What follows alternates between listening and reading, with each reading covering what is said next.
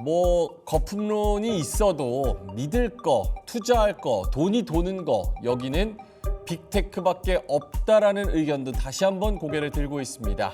두 분과 함께 이야기를 나눠보죠. KR리서치의 김대준 대표님 그리고 우리 경제 유튜버 돈쌤 정현두님 모셨습니다. 어서 오세요. 네, 안녕하십니까. 두 분 다 약간 AI 거품론은 사실상 거품론 자체가 거품이다라는 거에 원래 생각을 가지고 계셨었나요? 그 거품이라는 건 이제 사후적인 표현이잖아요. 그렇죠. 터지기 전까지는 랠리인 거고 이제 터져야 이제 거품인 건데 저는 이제 거품을 몇 번 경험을 해보니까 이 정도는 아직 거품은 아니지 않았나. 그 진짜 거품이라고 하면 지금보다 한 3배 정도. 의 강도를 좀 보여줬던 게 기억이 나는데 저는 아직 잠깐 그 사이사이 조정은 있어도 아직 거품의 정점에 가기에는 너무 좀 싱겁다라는 생각을 조금 가지고는 있었습니다. 근데 어찌됐든 최근에는 이격이 벌어졌으니까 나스닥이 비싸져서 좀 조정을 받았던 거에 대해서는 이제 저는 그렇게 해석을 하고 있는데 크게 봐서는 아직 끝은 아니다라고 보고 있습니다. 알겠습니다. 거품론은 조금 겁주기 용이 아니었나. 커지기 전까지는 이제 점점 계속 커지는 거니까 아직은 알겠습니다. 김대준 대표님도 역시 같은 생각이십니까? 네, 돈샘 말씀에 일부 동의하고 또 다른 측면으로 이제 해석을 해드리면 파월 의장이 얘기했죠. 거품은 터지고 나서야 그게 거품인 줄 알았다라고 얘기를 했는데 저도 마찬가지로 지금 현재 움직이고 있는 빅테크 종목들 AI 쪽의 산업 자체에 대해서 아직은 거품이 아니다라고 의견에 동의하는 바입니다. 알겠습니다. 두 분 다 좀 지나고 났을 때 AI 버블론 요거는 조금 기우였지 않았나 이런 말씀을 해주셨습니다. 13일 현지 시간으로 엔비디아가 계속해서 좀 올라주고 있는 상황입니다.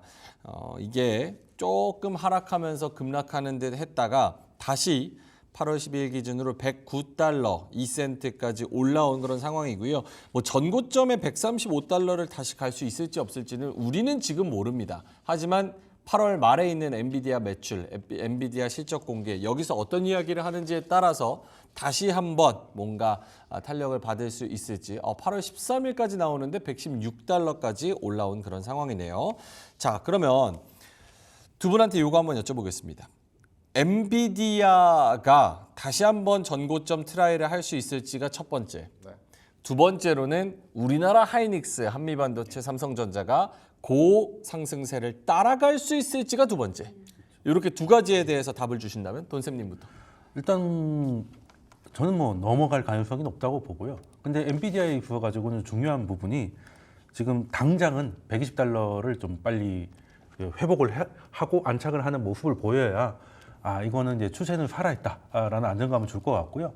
그리고 우리나라 기준으로는 이제 SK 하이닉스 같은 경우는 거의 다 왔는데 19만 원을 이제 안착하는 모습을 좀 보여주면 이번에 흔들림은 기술적으로는 좀 안심할 수 있지 않을까 생각을 하는 거고 특히 이제 엔비디아에 있어 가지고는 이게 스마트폰 때나 PC 인터넷이 터졌을 때나 그 단계가 있잖아요. 처음에는 이제 시스코 같이 설비를 하는 그런 회사가 갔다가 그 다음에는 나중에 거기서 서비스를 하게 되는 이런 것으로 넘어가게 되는데 아직은 지금 AI에 대해서 지금 가장 우려감이 큰 게 AI가 그냥 주가가 높다 이런 게 아니라 AI에 대한 투자는 계속되고 있는데 이걸로 돈을 벌 수 있겠냐 이거에 대한 회의감이거든요. 그러려면 이제 뭔가가 나와야 되는데 그 우리 예전에 그 스마트폰들이 쫙 퍼지고 나서 한때 뭐 애니팡 같은 거 엄청 유행을 했었어요. 애니팡, 쿠키런, 앵그리버드. 그렇죠. 그런 것 때문에 사실 어르신들도 스마트폰을 사는 하나의 계기가 됐거든요. 젊은 친구들하고 같이 게임도 하고 하는 하나의 계기가 됐단 말이죠. 근데 AI는 현재는 아직까지는 그건 없는 것 같아요. 근데 그게 나온다면 엔비디아에서 이제 서비스 업체로 이제 그 주가가 넘어갈 것 같은데 아직은 안 나왔으니까 저는 이제 AI가 여기서 끝나지 않는다는 관점 하에서는 전고점을 회복할 가능성이 높다라고 보고 있습니다. 삼성전자 하이닉스도? 그렇죠. 일단은 삼성전자는 AI에서 조금 약한 모습을 보이는 게 좀 슬프기 때문에 일단 삼성전자는 이제 매일 그 오보가 나오는 그 퀄 테스트를 진짜를 좀 통과를 해줘야 되는 게 중요할 것 같고 하이닉스 같은 경우야 당연히 이제 엔비디아가 120달러 넘어가고 다시 추세를 회복하면 지금도 엔비디아 반등하니까 하이닉스가 그대로 따라가고 있는 모습이지 않습니까? 한미 반도체 마찬가지고 그리고 사실 반도체 업황이 좋다고 해도 다 좋은 건 아니에요 사실은 AI 관련이 좋은 거거든요. 그래서 AI는 계속 엔비디아가 이끌어주고 이후에는 사실 반도체가 AI 외에는 안 쓰는 것도 아니기 때문에 그런 것들이 이제 삼성이나 이런 것들 소위 말하는 레거시들이 좀 돌아온다면은 좀 괜찮지 않을까라는 생각을 좀 갖고 있습니다. 알겠습니다. 네. 김대준 대표님한테도 같은 질문을 드린다면 엔비디아 전고점 드라이 플러스 우리나라 전자닉스. 저는 거품은 아니지만 중립 의견을 드릴 것 같습니다. 그래요? 네. 김대준 대표님은 원래 성향이 네. 굉장히 좋은 말씀 쪽으로 많이 하시고 네네. 굉장히 파이팅하자 이런 느낌인데 조심은 하자. 중립입니다. 중립이면 사실 증권사에서도 중립이면 매도 의견인데. 왜 그런지 네. 제가 준비한 자료 함께 보시면서 좋습니다. 그 내용을 한번 이해를 우리 함께 같이 해보도록 하시죠. 첫 번째 그림을 보시게 되면 엔비디아의 주가 습성이라고 할까요? 과거 주가 흐름을 지금도 비슷한 형태로 유지하는 모습에서의 그림입니다. 지난 분기 실적 발표 시점에서 주가 움직임에서의 상황을 보게 되면 두 번의 고점 이후에 주가가 한 22% 정도 하락을 했어요. 네. 그리고 실적 발표 한 달 전부터 주가가 상승을 했고요. 그리고 실적 발표가 나오면서 호실적이 발표됐고 여기에 대한 주가도 반응을 하면서 140불 수준까지의 주가 상승이 나타났습니다. 지금 주가 흐름이 그때와 그러니까 지난 분기 실적 시즌에서의 흐름과 아주 유사한 형태에서의 모습을 보여주고 있거든요. 주가 수준에서도 한 26% 하락을 했고요. 지금 반등을 주고 있는 과정에서의 흐름도 지난 분기 실적 발표 시즌에서의 주가 상황과 아주 유사한 형태에서의 모습들을 보여주고 있습니다. 최근에 엔비디아 실적을 보게 되면 200억 불 예상을 했는데 220억 불. 240억 불을 예상했는데 260억 불. 이번에 280억 불을 예상을 하고 있죠. 네. 시장에 300억 불 이상의 실적이 나온다라면 지금 보고 계시는 그림의 형태와 마찬가지로 고점 돌파 가능성의 흐름으로 접근할 수 있을 것입니다. 네. 반면에 제가 중립 의견을 드린 이유에 대해서는 두 번째 그림 한번 보여주시면서 제가 한번 말씀을 드려보겠습니다. 네. 지금 좌측과 우측에 차트가 있습니다. 네. 동일 종목은 아닙니다. 이 종목의 차트가 유사하다라고 저는 개인적으로 판단하는데 혹시 여기 우리 앵커 아나운서 패널분들 어떻게 생각하시는지? 저는 조금 이렇게 옆에 있는 거를 그 옆에가 늘려놓은 것 같아요. 비슷하죠? 네, 오른쪽에 있는 걸 왼쪽이 네. 늘려놓은 것 같아요. 흐름의 모습에 있어서는 유사한 형태에서의 모습입니다. 좌측은 엔비디아의 현재 주가 수준에서의 흐름이고요. 우측은 테슬라가 고점을 찍을 때 지난 21년, 22년 초 흐름에서의 고점 부근에서의 주가 상황에서의 흐름들입니다. 테슬라가 이때에도 마찬가지로 1월 20일 전후로 해서 실적 발표가 있었습니다. 실적 발표 이후의 상황 다음 그림 한번 보여주시기 바랍니다.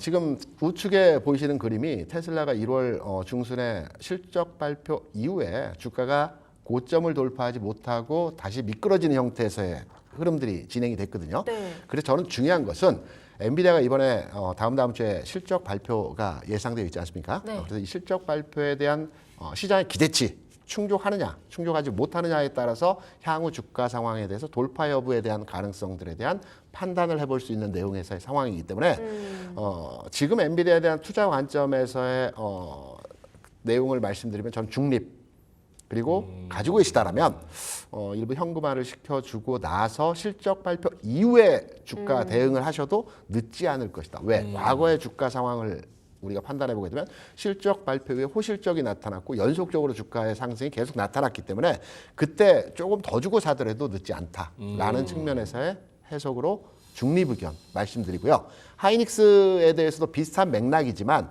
하이닉스는 조금 더 긍정적입니다. 그래요? 오히려 하이닉스가? 네, 그렇습니다.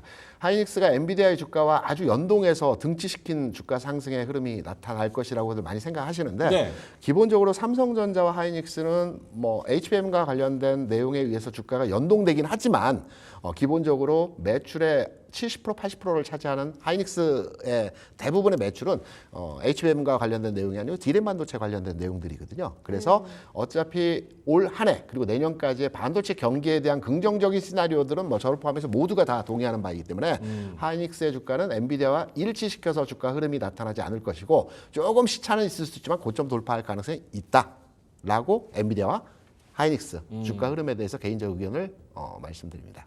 약간 시장의 눈높이는 반대 아니에요? 약간 엔비디아는 가도 하이닉스는 못 간다. 약간 이렇지 않아요? 공장에 대한 뭐 그런 회의감도 좀 있다 보니까 예, 그런 것도 있어 보이는데 사실 하이닉스 놓고 보면은 그렇게 뭐 억울할 것도 없었거든요. 굉장히 좋은 강한 모습을 보였었기 때문에 그리고 이제 시장이 현재는 이제 매출은 D램이 훨씬 높지만 그래도 시장이 지금 밸류를 쳐주는 곳은 이제 아직은 AI이기 때문에 그 센티는 엔비디아가 유지를 할 것이고 아까 말씀하신 대로 28일 날 이제 방향을 좀 결정을 하겠죠. 방향을 결정을 할 건데 그 최근에 어찌됐던 AI 관련해서는 빅테크들이 계속 투자 의견을 유지하고 있고 투자에 대한 의지도 계속 유지를 하고 있는데 주가가 한 20% 정도 고점 대비 빠진 거잖아요. 그러면 아직 실적이 나온 것도 아닌데 지금은 그 가장 문제였던 게 주가가 좀 높다는 거잖아요. 그 약간 부담을 좀 줄인 부분은 있어서 일단 그 점은 좀 긍정적으로 보고 있는 분석이 있던데 저는 거기에 조금 동의를 하는 편입니다.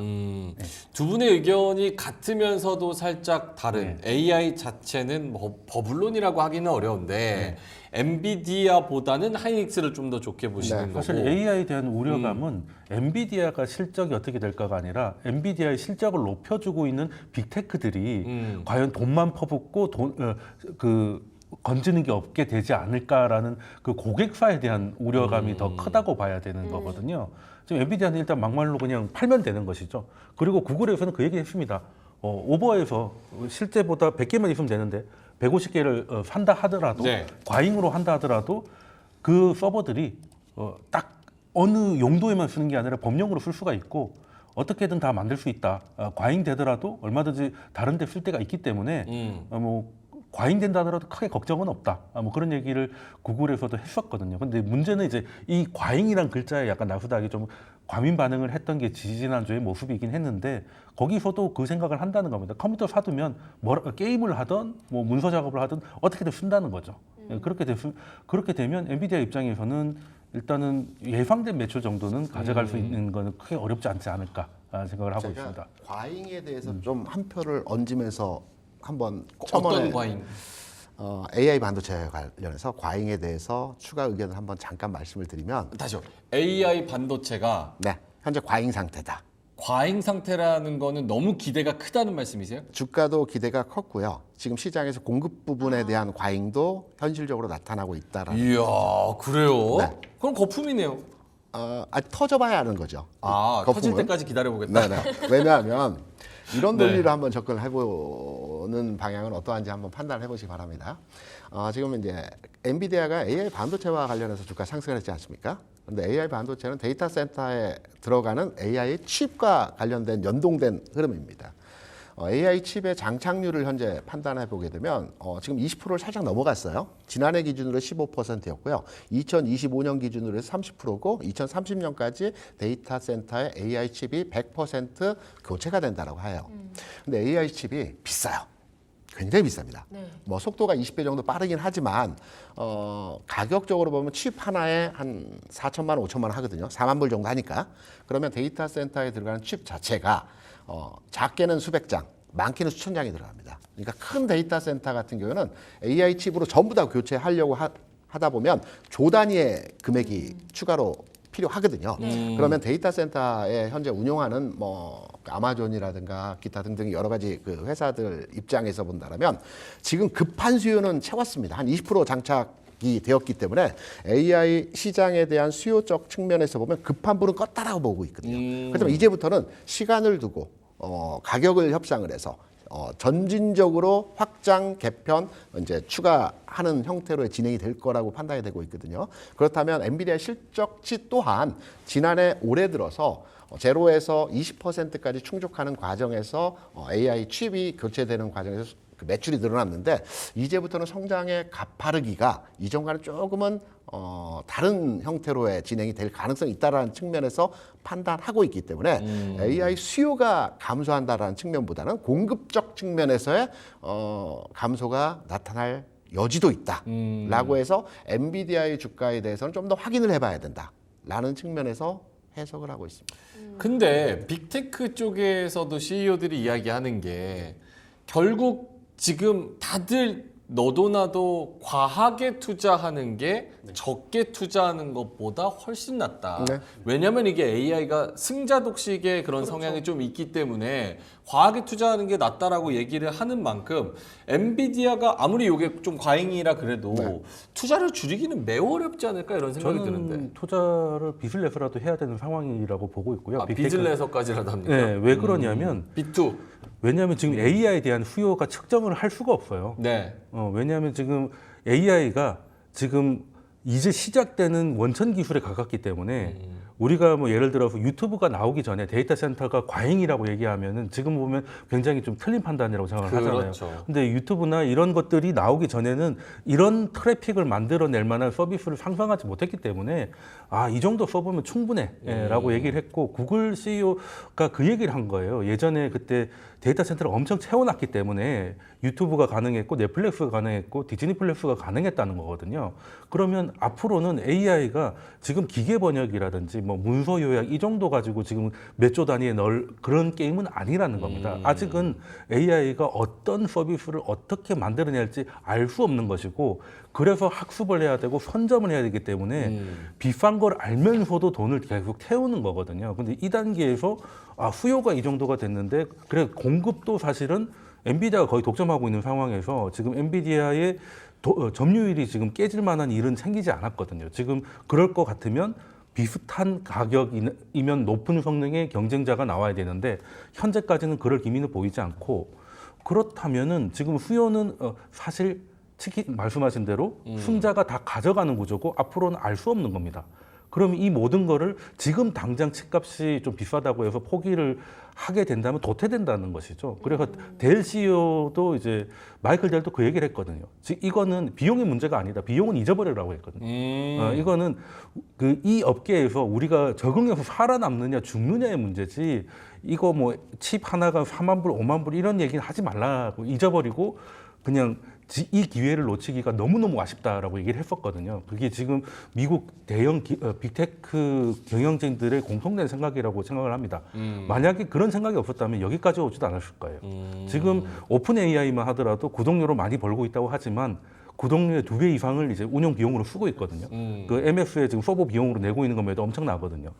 그래서 지금 거기서 자금 수혜를 해야 된다 우려감도 나오고 있는 것도 사실인데 여기까지 온 것도 사실은 이거는 그 신대륙을 발견할 수 있는 근처까지 왔다고 판단하기 때문에 네. 놓을 수가 없다. 뭐 그래서 빅테크 홍보대사세요? 이렇게 열을 올려서 신대륙까지 나옵니까? 그러니까 네. 왜냐하면 빅테크가 한동안에 스마트폰도 마찬가지고 네. 다 똑같았어요. 그냥 유튜브만 되면 되고 유튜브랑 카톡만 되면 똑같은 스마트폰이고 그렇죠.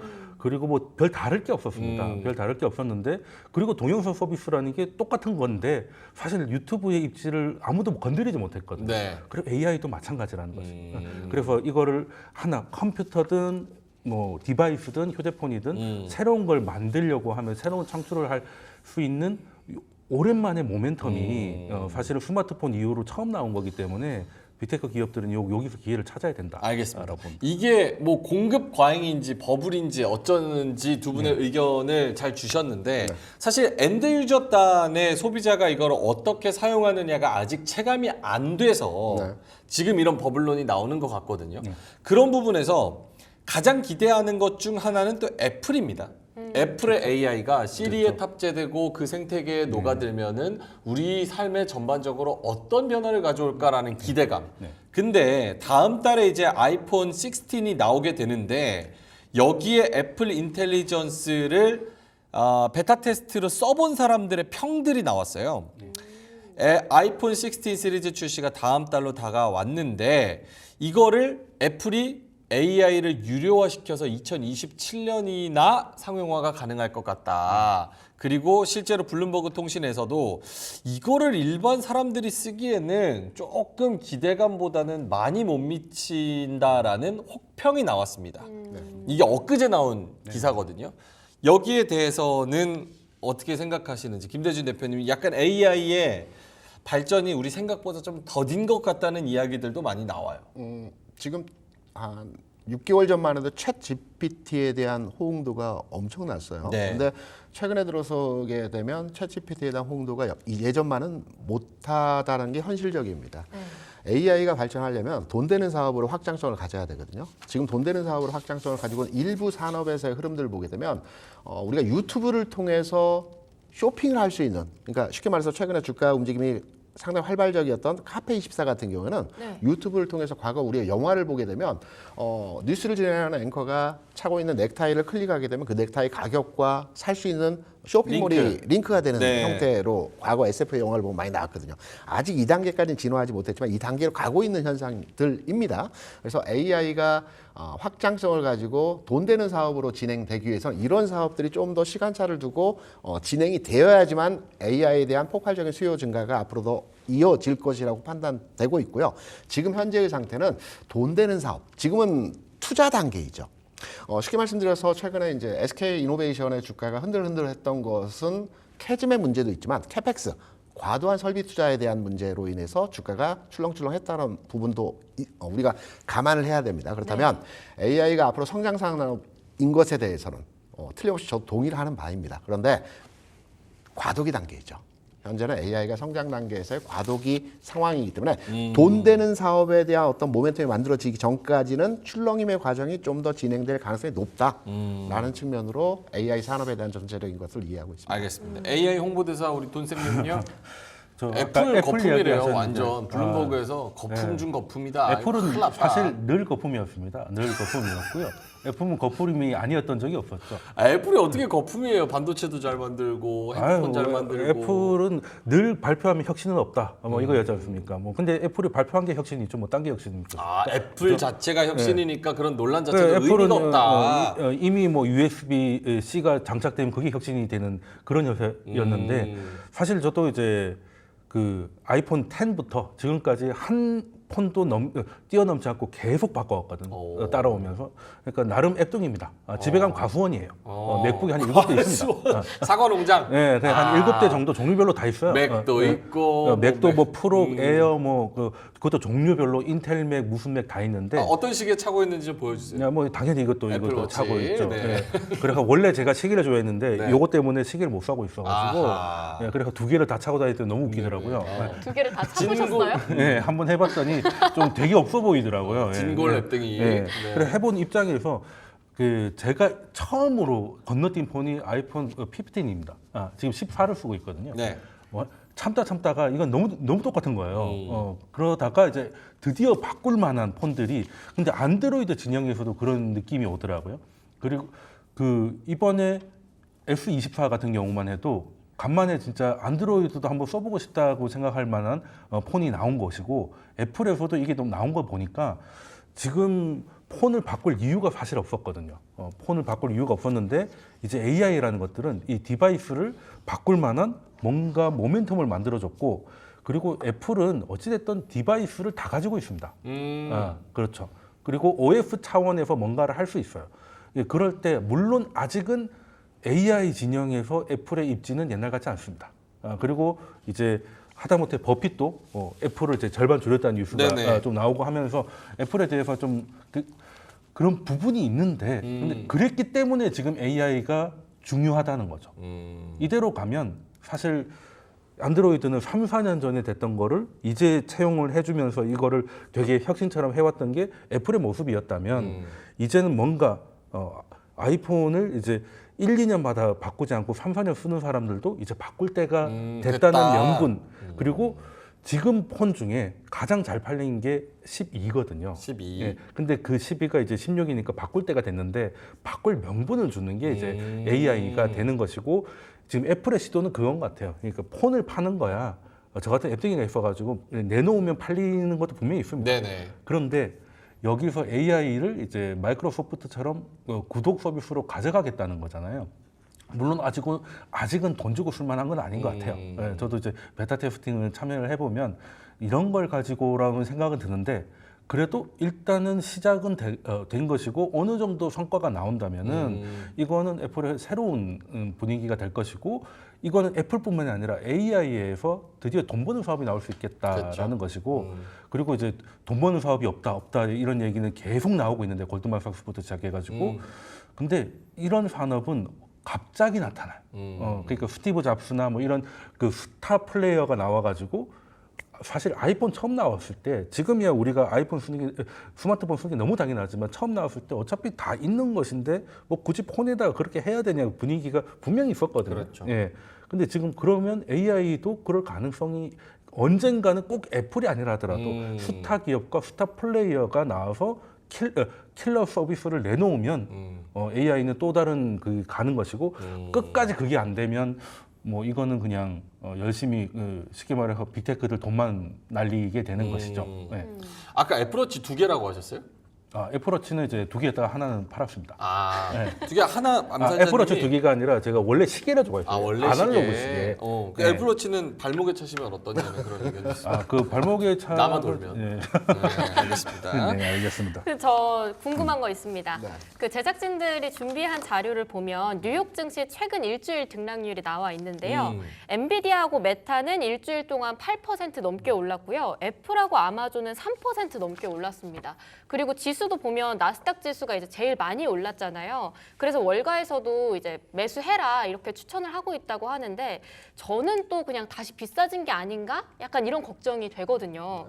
여전히 빅테크 들어가도 되는지 아직까지도 유의미한지 궁금한데 김대준 대표님부터 먼저 들어보고 싶습니다. 애플하고 엔비디아를 동일 선상에서 판단하는 건 좀 어렵고요. 왜냐하면 엔비디아 같은 경우는 140불 수준에서 100불 깨진 이후에 지금 뭐 110불 돌파했죠.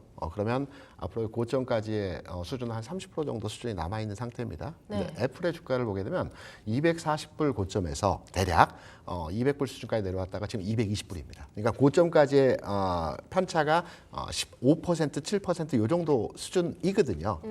그렇다고 본다라면 단순하게 이제 최근의 주가 반등치에 대한 부분을 판단하는 것이 아니고 이전에 고점 수준 상태에서 현재 위치한 주가의 수준이 어느 정도이냐에 따라서 시장에서 탄력도를 우리가 판단할 수 있는 겁니다. 바꿔서 제가 질문을 드려볼게요. 네. 지금 뭐 M7 종목 이외에 네. 미국 시장에서 가장 강한 종목이 어떤 종목일까요? M7 종목 이외에요? 제가 말씀드린 거를 유추해서 해당 내용을 답을 주시면 될 것 같아요. 왜냐하면 제일 강한 종목 노보논디스크. 일라일릴입니다. 일라일리 주가를 보게 되면 네. 거의 고점 근처까지 왔거든요. 최근에 하락 이후에 반등치에서의 상황을 보게 되면 네. 그렇다면 시장에서 가장 강한 종목은 역시 제약바이오, 미국에서 헬스케어 이쪽이 제일 강하다라고 우리가 판단할 수 있는 거죠. 반면 애플 같은 경우에는 빠진 이후에 회복력은 나타나고 있지만 점진적으로 흐름이 진행될 상황에서 흐름이고요. 엔비디아 같은 경우는 아직 갈 길이 좀 멀다. 라는 측면으로 이해할 수가 있겠죠.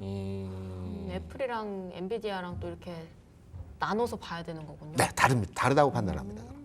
돈쌤은 어떻게 생각하시나요? 결론이 뭐예요? 그래서 그래서 시장에서 일라일리 사라고요? 그렇죠. 무게중심 추는 미국 시장에서 네. M7이 아니고 헬스케어 쪽에 집중되어 있는 시장에서의 모습이 진행이 되고 있다라는 내용이죠. 그럼 이제 빅테크 지금 당장은 빅테크보다는 헬스케어 쪽으로 그렇죠. 생각하라는 거죠. 맞습니다. 여기서 한 발 더 나아가면 더 나가면 시장의 흐름 자체는 흐름 자체는 지수적 관점의 시장 흐름이 아니고 지수는 상관없다. 종목 중심의 시장 전개가 당분간의 상황에서 이어질 것이다. 이걸 확장해서 해석하면 이런 내용까지 도달할 수 있는 거죠. 알겠습니다. 은주님도 맞아요. 지금 나스닥 끌고 가는 것은 제발 뭐 이렇게 말씀을 해주셨네요.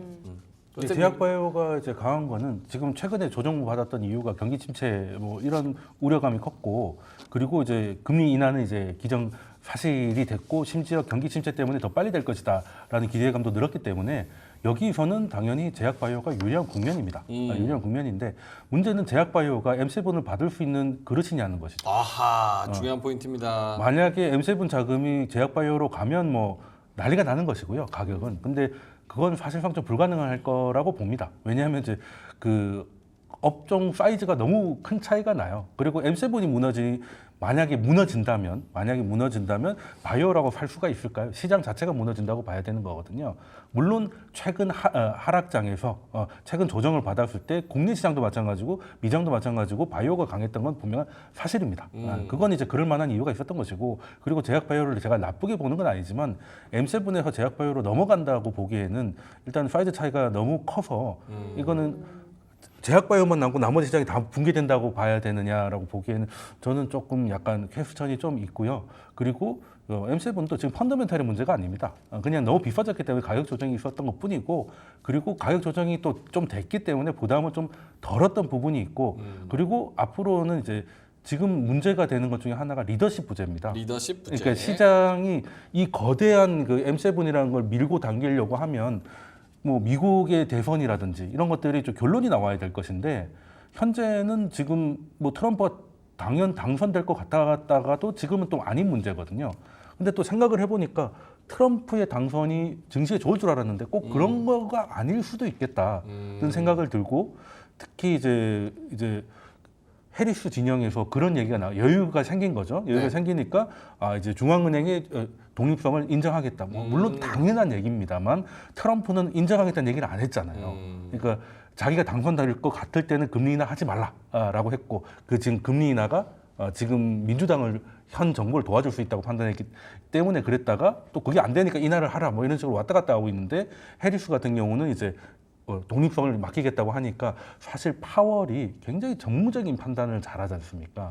파월 얘기 좋아하시는 거죠? 네, 그러면 금리 인하를 네. 조금 할 수 있는 상황이 조금 더 생기지 않았나? 생기면 이렇게 되면 M7은 그리 나쁜 환경이 아닌 것이죠.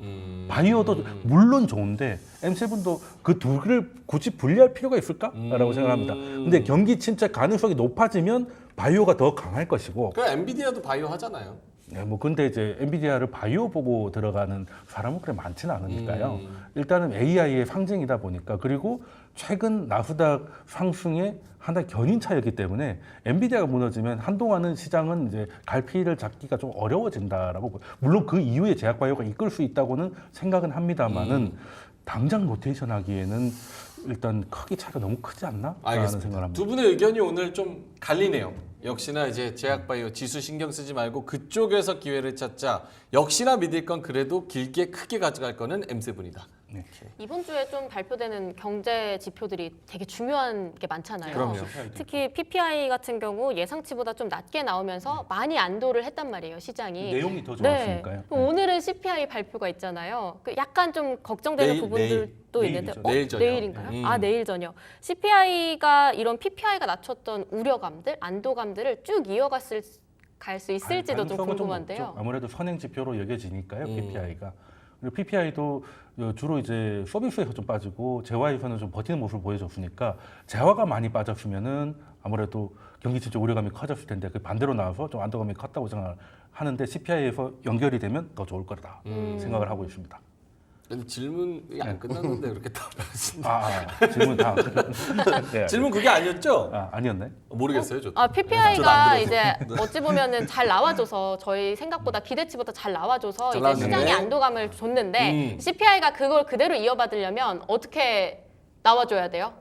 답을 먼저 드렸네요. 일단은 이제 재화는 버티고 서비스가 조금 빠지는 모습이 이어지면 경기 침체 우려는 좀 덜해지고, 그러니까 물가를 지켜왔던 서비스 쪽에 좀 빠지고 있네. 라고 생각되면 이제 걱정을 많이 줄일 테니까 연준이 금리를 낮추는데 또 도움을 줄 거니까 안도감이 이어질 것이다.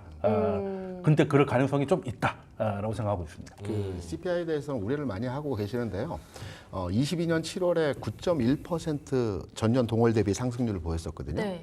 그러면서 최근의 흐름들을 보게 되면 3.4, 3.3, 3.2, 3.0 지난 그 월에 3.0까지 늘어났습니다. 네.